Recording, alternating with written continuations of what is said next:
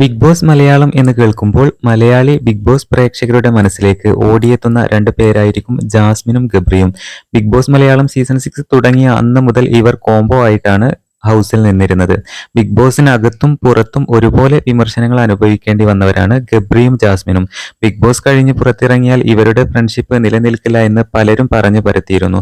എന്നാൽ നേരെ തിരിച്ചാണ് സംഭവിച്ചത്.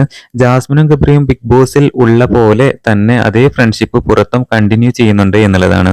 എന്തായാലും ഇരുവരുടെയും ഫ്രണ്ട്ഷിപ്പ് ഫേക്ക് അല്ല എന്ന് തെളിയിച്ചിരിക്കുകയാണ് ജബ്രികൾ. വിമർശകരുടെ വാ അടപ്പിച്ചുകൊണ്ടാണ് ഇരുവരും ഇപ്പോൾ മുന്നോട്ട് പോയിക്കൊണ്ടിരിക്കുന്നത്. ജാസ്മിന്റെ വീഡിയോക്ക് താഴെ വരുന്ന കമന്റുകൾ വളരെയേറെ ശ്രദ്ധേയമാണ്.